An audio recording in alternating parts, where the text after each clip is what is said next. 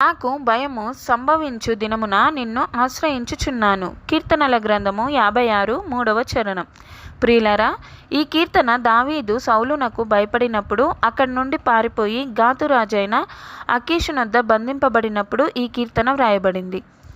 ఈ కీర్తన దావీదు యొక్క భయాన్ని, బాధను ప్రతిబింబిస్తుంది. అలాగే దావీదుకి దేవునిపై ఉన్న నమ్మకాన్ని కూడా ప్రతిబింబిస్తుంది. ఈ చరణంలో దావీదు గారు తనకి భయము వచ్చిన రోజున నిన్ను ఆశ్రయించుచున్నాను అన్నారు. నిజమే, ఆయన ఎప్పుడు ఆ ప్రభువునే ఆశ్రయించారు.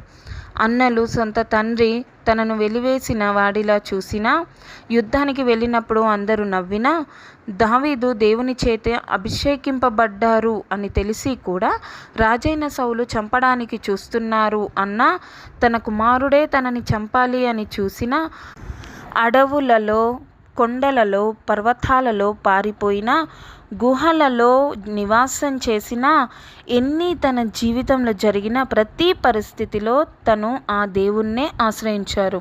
ఆ ప్రభువు దావీదుని నా హృదయానుసారుడు అన్నారు. కావున ఆ దావీదు వలె మనము ఏ భయమైనా ఆయననే, మన తండ్రిని ఆశ్రయించాలి.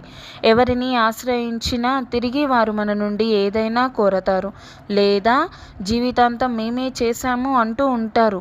మన జీవితాలలో మనకి జరిగే కార్యాలు ఏవి అయినా మెప్పు, ఘనత మన తండ్రికి రావాలి, ఈ మనుష్యులకు కాదు.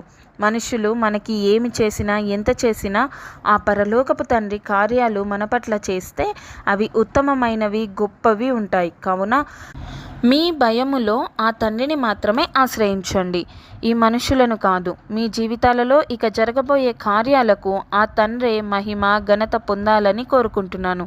ఆమేన్. Praise the lord.